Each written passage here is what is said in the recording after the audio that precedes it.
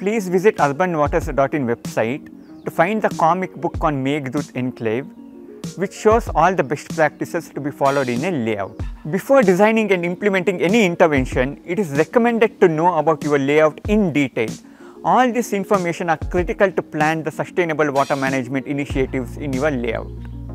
The main aspects to document are understanding your layout history, the land use and occupancy, the water supply and wastewater infrastructure, the other infrastructures, the neighborhood of your layout, and the present water balance of your layout. Document all the information and update it regularly. This will also help the new Resident Welfare Association when they take over. Now we will go through the above topics in more detail. Understanding your layout history can include what the land was used before the layout development, were there any open wells and are they retained, when the development was completed and when it was handed over to the Resident Welfare Association. The total land area breakup between the different areas, number of villas, the current occupancy and the estimated future occupancy in phases, who is responsible for the maintenance of the layout and who is responsible for the maintenance of common infrastructure like clubhouse. The land use is generally divided into 4 categories: the plot area, road or paved area, park and open spaces, and the civic communities area. For the purpose of this video, let's assume the layout size is 10 acres. If you observe, major of the land allocation goes to the plot area, which is about 55%. The road area is around 30%, parks and open space should be minimum 10%, and the civic community area should be minimum 5%. What are your different water supply sources? How many open wells and bore wells in your layout? How many are dry? How many are yielding at present? And the volume of water available from different sources. Where do you store all the water and how do you supply water to individual houses? Is metering done at all sources like bore wells, open wells, municipal water supply? To know how much each source is supplying and at all critical points such as the inlets and outlets of storage, and consumption metering to know the exact end usage of water. Also identify if any leakages are there in the storage structure and supply pipes, which is essential to know what the real consumption is. Ensure your water treatment system is not an overkill and water quality is monitored regularly at the source level too, in addition to the water quality treatment before supply. Wastewater is another important source of water for your layout. Know how much wastewater is generated and treated, the type of wastewater treatment system, its operation and maintenance, regular monitoring of wastewater quality, the end use of the treated wastewater, and how we are disposing of the excess wastewater from your layout. When we do water interventions, we should make sure our gas, electrical and communication lines don't get disturbed. For better coordination and maintenance, label all your different pipelines, chambers and other infrastructures. It is also very critical to know about your neighborhood. If there are any lakes, open wells, depth of bore wells and water quality in the surrounding areas, and also if there is any flooding issue in the surrounding area. You will have to consider all this in the interventions to be planned. Calculate your water demand, water inflow from different sources, any existing rainwater harvesting infrastructure for storage and recharge, the outflow of treated wastewater and how it is utilized, what is the water scarcity at present or the water scarcity anticipated in future when the occupancy increases. Your water balance depicts how sustainably you are managing the water in your layout. It is very useful to categorize water demand into different types since different purposes require different quality of water. The cleanest water required for drinking and cooking can be categorized as first category. The second category of water required for bathing, washing and cleaning need not be super clean. The third category of water required for flushing and landscape can be utilized from the treated wastewater without wasting the fresh water. In urban areas, per person daily water demand is designed for 135 litre per capita per day. But we have observed that the consumption is sometimes up to 250 to 300 litre per capita per day. For sustainable water management, it is very important to bring down the consumption to 135 LPCD or lower through the interventions which shall be discussed further. Assuming that per person water demand is 135 LPCD, water demand for a family of 4 persons is 540 liters per day, and likewise for the whole layout with total number of 100 families requires 54 KL. RWA has the complete responsibility of taking full knowledge transfer from the developer. Otherwise, there might be challenges in the effective interventions to be planned. Now you know how much water your layout needs, different water sources, the water supply and wastewater infrastructure, existing rainwater infrastructure, and your layout's present water balance. With all this information, let us see what you can do in your layout, how you can meet your water demand sustainably. Now you know how much water your layout needs, different water sources, water supply and wastewater infrastructure, existing rainwater harvesting infrastructure in your layout, and your layout's present water balance. Now let us see with all this information what you can do in your layout, how you can meet your water demand sustainably. Once you know your layout, we have to see what are the things that you can do to manage water sustainably in your layout. The ideas are always the same, but the implementation changes a little bit. So the things that you can do first is, of course, once you know how much water you consume, you can benchmark it with standards or see how you can reduce your water demand. And how do you get the message across to people, and how do you actually ensure and measure and monitor that the water demand is coming down. You can do rainwater harvesting. In a layout, there are roads, there are individual houses, there are common spaces, built spaces like a clubhouse or a playground. There are unbuilt places like parks or some natural spaces that are there. Water is running off from all of these places. We have to see what can be done at a community level as well as an individual house level to harvest this rainwater. Then of course there is wastewater that is generated from each of the houses. Normally that goes to a centralized STP from where that is treated. We have to look at ways in which that can be reused. Here too we can keep in mind that we are now speaking of a gated layout where there is a centralized STP. But each house can also look at treating and reusing its wastewater in the house itself. Our favorite example to conserve water is always demand management. It's something that we know from our lowest classes, but we never pay much attention to. We're always looking to see, can we bring water from rivers far away, can we dig our bore wells deeper? But really the water that is most available to us is the water that we save. And that is what is called demand management. How do you manage demand? First you have to know what your demand is. Once you know the water that is being consumed by each household, to know that you can install a meter. Meters are available based on your pipe sizes that can be installed at the inlet to your house.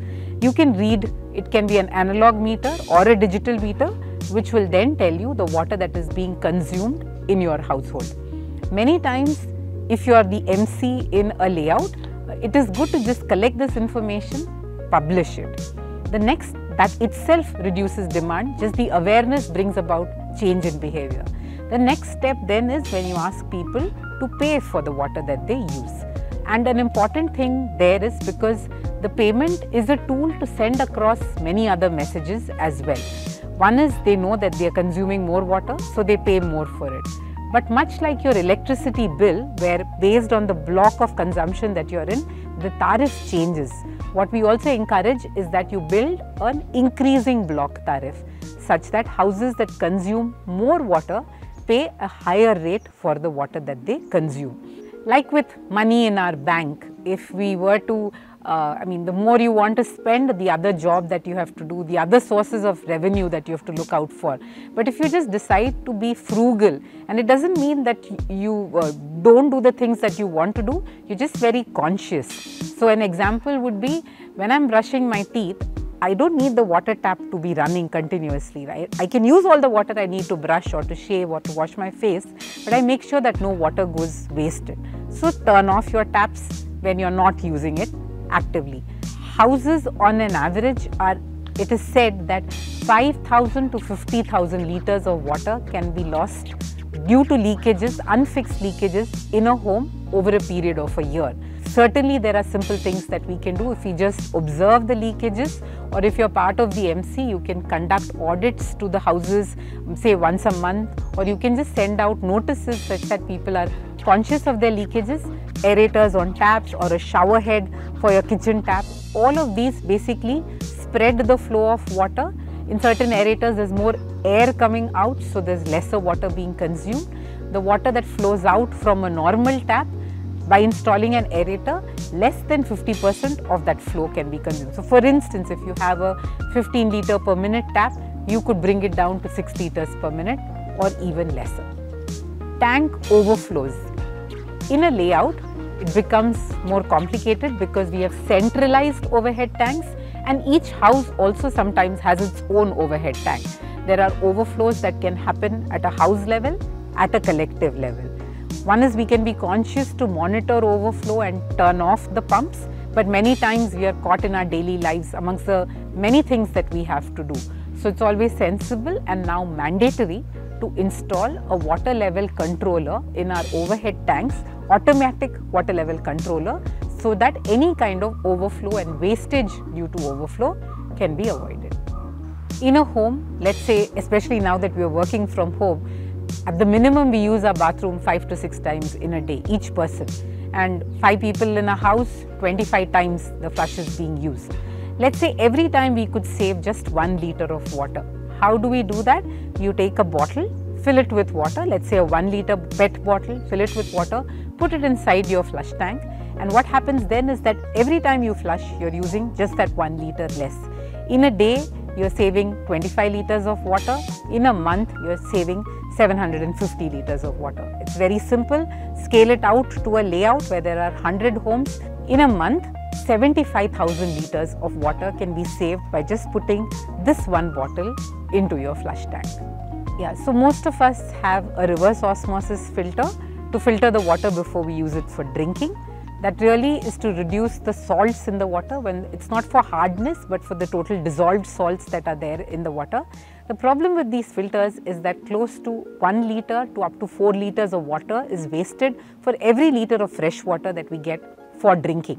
This wasted water, if you were to check it for TDS, and if you observe that the total dissolved salts, the number is say even at around 500, this water is perfectly okay to be used for any kind of domestic purpose.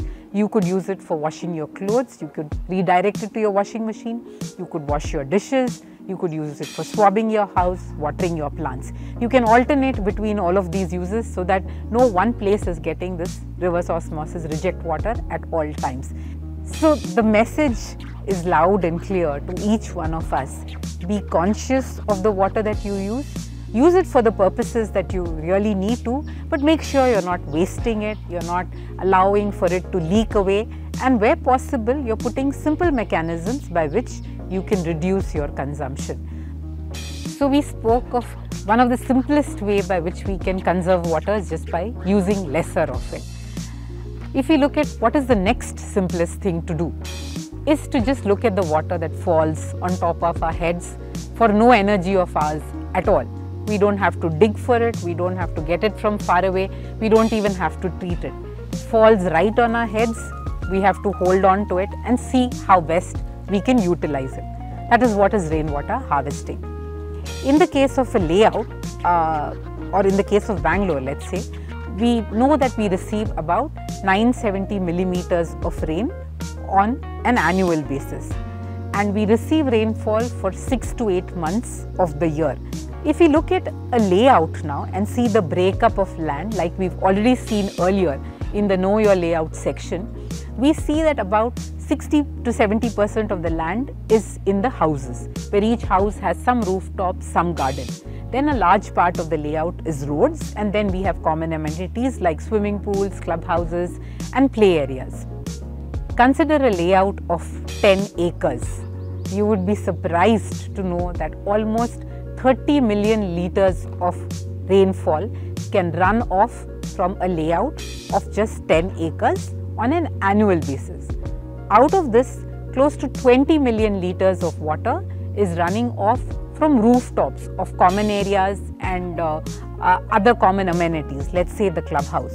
So all this water that runs off from rooftops can certainly be stored and reused, and the other 10 million liters of water that's running off from roads, paved areas, parks can be used for groundwater recharge.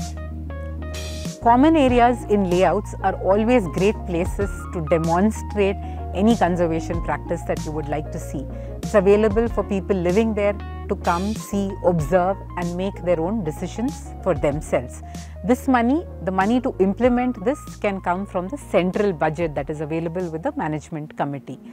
For instance, and some thumb rules to use are, for the runoff that happens in a layout from common areas, not including the houses that are there, from the common areas, you can go with the thumb rule for recharge of a 10-acre layout needing 40 recharge wells.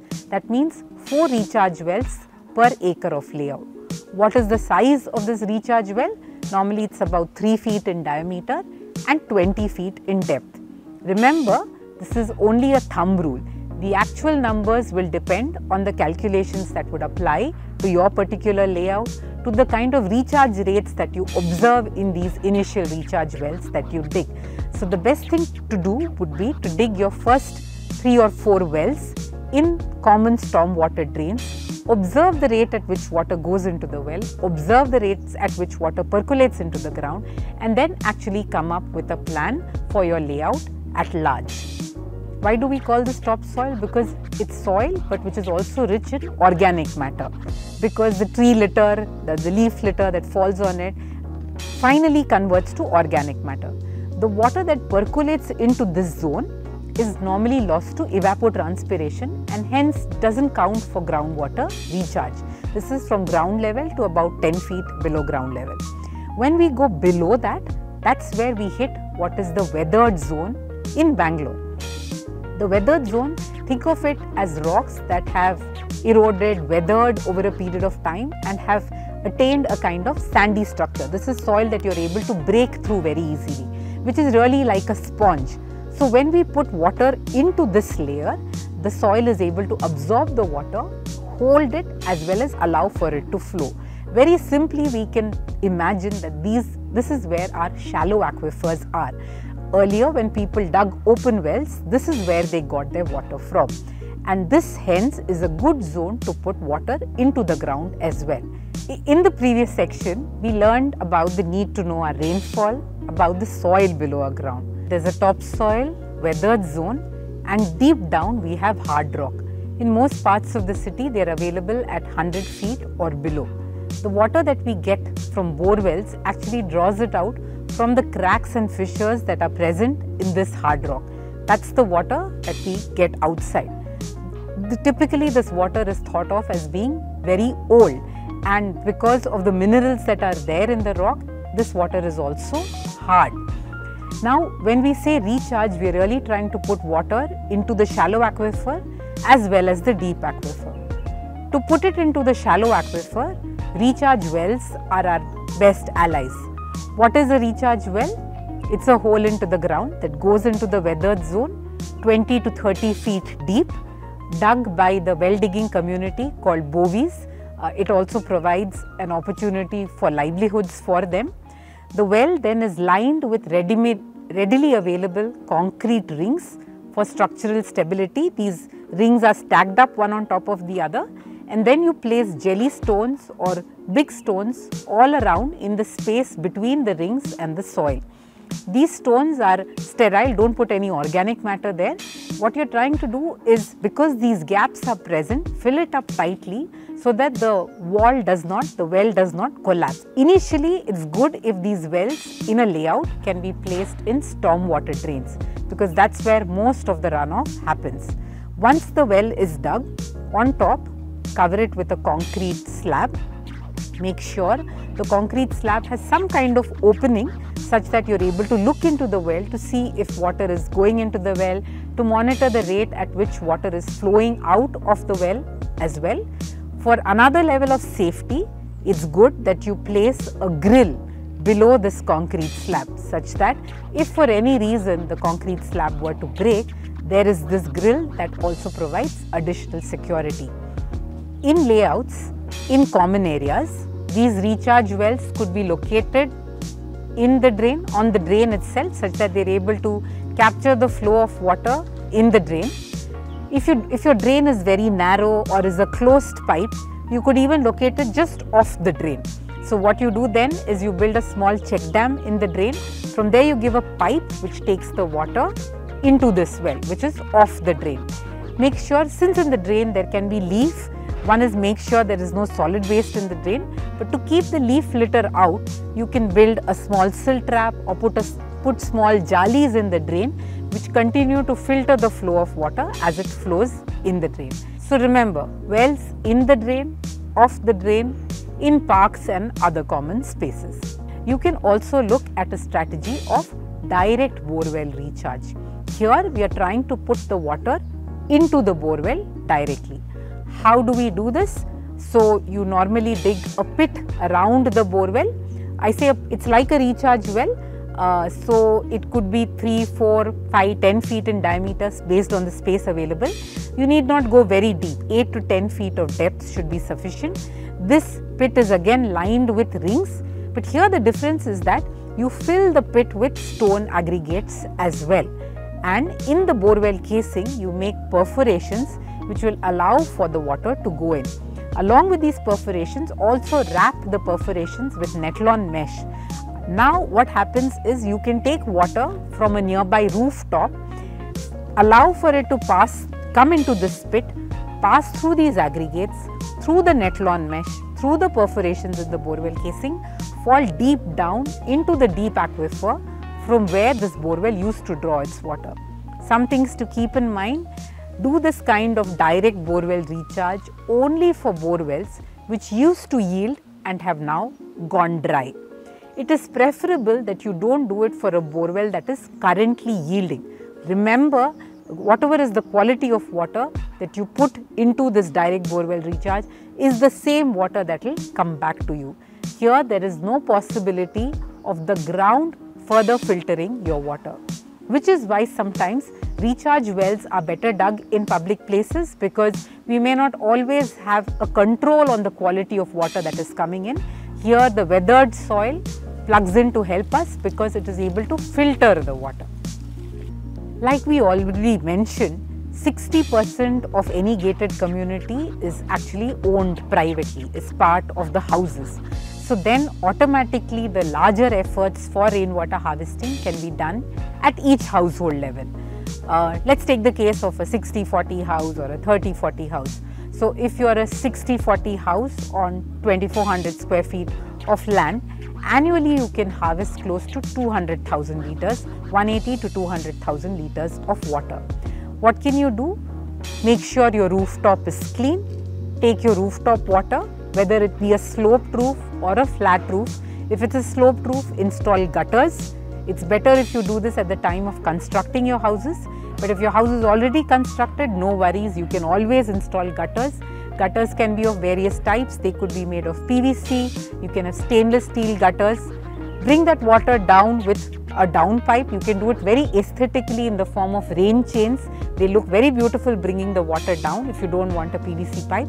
Filter this water. Again, you could filter it with a homemade filter that's really made of a container. That could be a plastic drum, or it could be something that's made of ferro cement or some cement and brick masonry work, inside which you have layers of aggregate like charcoal, wood charcoal, clean wood charcoal, aggregates, netlon mesh. Filter this water, hold it in your sump, in an existing sump, or if you want to make a new rainwater harvesting sump, that's also okay. This water can be used for all domestic purposes after filtering, and after filtering it or boiling it, you can even use it for drinking and cooking. Filters, like I said, can be what you put together like a DIY filter, or you can even purchase a ready-made filter off the shelf. There are several filters that are now available in the market which can filter rooftop water, which are wall mountable, hence very easily installable. Maintenance of course is required, but the filtered water can be let into your sump and you can use the water for all your domestic purposes. If the sump is small, or if your roof is large, or if you have a large garden, also look to see if you can make a recharge well somewhere in your house. Overflow from the sump can go into this well to recharge groundwater. We get this query that in my house I don't have a bore well, why should I do groundwater recharge? Yes, you need to do it because it's fairly likely that your layout is getting water from a common bore well. If each house in the layout could do its bit towards putting water into the ground, you are ensuring that the community bore well gives you water for much longer. So wastewater treatment and reuse starts at home. If you look at the wastewater that is generated in a home, you could look to treat it in your house itself and use it. In fact, treatment becomes a lot easier if you're not using chemical detergents. Here there are soap nuts. If you plant a soap nut tree, or if in the layout there are soap nuts, see if you can use them to do your dishes, to wash your hair, to wash your clothes. And then the wastewater is not of a quality that needs any kind of treatment at all. You could use it directly to water your plants. In most layouts, however, there is a common STP, and wastewater, which includes black water from your kitchens and from your toilets, as well as your bath water, washing machine water, goes to a common STP, a sewage treatment plant. Sewage treatment plants can be of multiple types, some which are electromechanical. That means they need electricity to keep running and there are moving parts. They use technologies like activated sludge process, sequential batch reactors to treat the water. You could also have nature-based STPs which rely on soil, plants to treat the water. But the final output is treated water, and it is our responsibility to make sure that treated water is reused. Treated water in a gated community can easily be sent back by doing appropriate plumbing to each of the houses, where the houses can use it for gardening in their houses, or they could even use it for flushing. If you do have excess wastewater, treated wastewater that is available, you could look at giving it to a neighboring farm. There are cases where there are local farmers who are willing to buy this water or just take this water for free. You could look at treating it to further water quality and either selling it or giving it to an industry or any commercial establishment, malls that are looking to run their cooling towers, corporate offices that are looking to run their cooling towers. That is a very easy end use. You have to make those partnerships to see where it can be used. There are some gated communities who also use this water to water the newly planted saplings outside their community, in medians, in public parks. So look for opportunities where this treated wastewater can be used. In our city, there are entrepreneurs who are now willing to set up that tertiary treatment plant in your own campus, on your land, at their own cost, or if you'd like to pay for it, you can pay the upfront capital cost. But then they treat the water to drinking water quality standards, and you have options of either buying that water from them or just taking it or selling it. All of these options become available to you. We can never over exaggerate the need for communication. What you see is that in a gated community, there are people who are coming on rent. There's always movement, people that come and go. These practices, whether it be around water demand management, rainwater harvesting, wastewater treatment and reuse, we need to talk about this over and over again. There is one round of conversations that are required initially when you need people to come together and invest in infrastructure for each of these units. But subsequently, there is a need for maintenance, there is a need to just know about these systems. So we can never overemphasize the need for communication. It could be in online ways. You can have webinars, WhatsApp messages, posters that you circulate. You try and see if you can organize events, or maybe on a 26th January, 15th August, where you have a large group come together, talk about the need to conserve water and what are the various things that you can do for the same. Try and connect with neighboring gated communities, or in fact, even now there are associations of gated communities across the city. Learn from their best practices, share your best practices with them. You can always look up a lot of this information on bengaluru.urbanwaters.in, where you learn about what are the various, one is you learn about the rainfall, the geology, you also know about the service providers in your city, but you also learn how it is that you can do rainwater harvesting, wastewater treatment by yourself, or who do you reach out to for help? It's very important to remember that when we manage our water and our waste, we stand on the shoulders of people who we call labor. So it's very important to recognize that our partners in all of this are the plumbers, the well diggers, the masons, the sanitation workers. And it's important that we respect them, that we give them dignity, that we ensure their safety and their insurance, that they are sources of knowledge and that we invest in their knowledge and in their skills. In good water and waste management, it's very important to monitor and document things very regularly. So be it your sources of water, how much they are yielding, what the levels of water are in your wells and in your bore wells, regularly monitor them and document them. What the quality of water is, regularly test your water once in 6 months, once in a year. Keep testing and keep monitoring. In good water and waste management, it's very important to monitor and document everything in your system regularly. It's very important to constantly monitor the yield of your bore wells, your depth of your wells, bore wells, or all your sources of water, the quality of all your sources of water. It's important to monitor and document the performance of your STPs, of your recharge wells, of everything that you have in your system. Have a regular system of monitoring and documenting it. Here again, your laborers, what you call your laborers, are a very important part of this whole monitoring and documentation bit.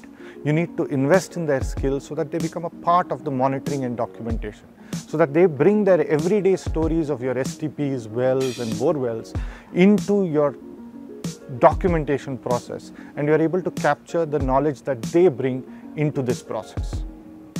Equally important and good management of your water systems is regular maintenance. Regular maintenance, for example, of your recharge wells, where you look at it once in 3 years to look if it needs desilting, if it needs some rings to be replaced. Here again, well diggers are going to be our partners, and remember that they are sources of knowledge. They can make observations to bring you insight into what's happening, and they are not just people who dig your wells. Similarly, in your rooftop harvesting systems, make sure your catchment is clean, look at your filters regularly, clean the filters regularly, and observe the quality of water that's coming out as a result of harvesting your rooftop rainwater, and get it tested once in 6 months or once in a year regularly. Then, when you're maintaining your STPs, remember that the sanitation workers who are going to work there put themselves at great risk. Ensure that they use the appropriate set of personal protective equipment, and make sure you're not violating the PEMSR Act 2013. That is the Prohibition of Employment of Manual Scavengers and their Rehabilitation Act, where you have to make sure that nobody is sent into confined spaces where there is sewage or fecal sludge. This can put their life in danger. Make sure you're very ethical about how you maintain your STP, notwithstanding some incremental costs. Just to summarize all the good practices in water management that you can employ, think of the entire journey of water, from where it begins to where it ends after you use. So you begin with your sources. It may be your bore wells, your wells, municipal supply, even tanker water supply.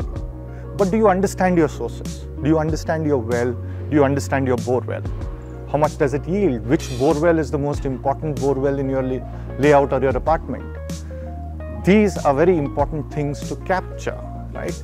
These are things where you have to invest in understanding. So that's your first step in good water management.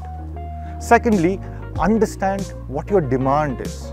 Who's consuming how much? What is the water being consumed for? Can you actually reduce your consumption? How can you reduce your consumption? Can you make your taps more efficient with fixtures? Can you actually become more conscious about how much water you use and reduce the water you use? Are you sure you're not leaving your tap open when you're brushing your teeth, and you don't really need to have the tap open. All these are very important things, and all these are often a result of constant communication with the community you are working with. So that's very, very important. Finally, if these stories and if these messages need to go and sink into everybody's heads, meter every consumption point. Every household can be metered, and so that every individual, every household understand how much water it's consuming and becomes conscious about the water it's consuming. So metering, and then setting appropriate tariffs and setting volumetric increasing block tariffs, meaning to say that everyone pays based on how much water they are using, and you are recognizing that the first n,000 liters, which you can decide for your own community what that n,000 liters should be, but that is everyone need to use. It's a right to life. But for every bit of water used beyond that, you begin to send signals to the community that they are either being wasteful or they are being conscious, and let your tariffs reflect that, and let therefore your water bill become a story you communicate, you use, the water bill becomes a way to communicate this story to the community, right? So this issue of managing the demand is extremely critical, because if you manage your demand, if you reduce your demand as much as you can, then be it managing the supply of this water, be it managing the wastewater that you generate, then becomes that much simpler. It becomes that much cheaper. It can make the difference in a community between investing in a 250 kiloliter per day wastewater treatment plant and a 150 kiloliter per day wastewater treatment plant. It means completely different economics, and therefore this issue of managing your demand should be considered very, very important. As you work for managing your demand, you can actually start looking at each household within the community as a place to harvest rainwater. Rooftops are usually clean surfaces, so you can capture rooftop water, store it in tanks, and the household can actually use it. And this much water the household now does not need to depend on the community's water supply. Similarly, water that's falling on clean roads or water that is not being able to be stored in storages from rooftops can all be led to recharge wells. So you can capture rainwater from common catchments and private catchments which you cannot store, and ensure that you recharge groundwater, because we are all dependent on groundwater, either through wells or through bore wells. When we are recharging water, however, remember that the quality of the water we are recharging should be clean. We should ensure that it's not getting mixed with sewage. We should ensure it's not getting mixed with solid waste. We should ensure we should put our recharge wells in appropriate places, not very close to electrical cables or sewage lines. Then, apart from rainwater harvesting, you should look beyond the journey of the water when it leaves your house, right? So all the water that you've used and is going out, can that be treated well? Can you actually separate grey water, that is the water that simply has soap, and black water, that is the water coming out of your kitchen or your toilets? Can you actually separate them and treat them separately? You should consider these options. And the water that's treated, can you at least use it for gardening? Can you at least use it for flushing, thereby reducing your freshwater demand? And again, having that virtuous cycle of saving on both resources and costs, because your demand is low.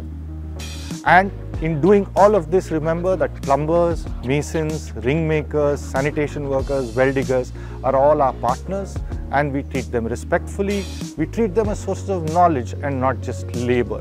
We invest in upgrading their skills. We invest in making them a part of our solution and our solution thinking process. All of this goes to making a sustainable community, and sustainable communities make up a sustainable city. So all these practices, when you implement in your community, it may not happen overnight. It usually never happens all at one go. It takes perseverance. It's usually an incremental process implemented over time, And most importantly, it's also a process where all the residents within the community are bought into these ideas, know what these ideas mean, and it's a process of persuasion of one and everybody who then come together to implement this. And to do all of this, there is www.bengaluru.urbanwaters.in. It's an online repository of all sorts of actionable know-how, information, and helpful contacts for you to be able to implement all these good practices in your community.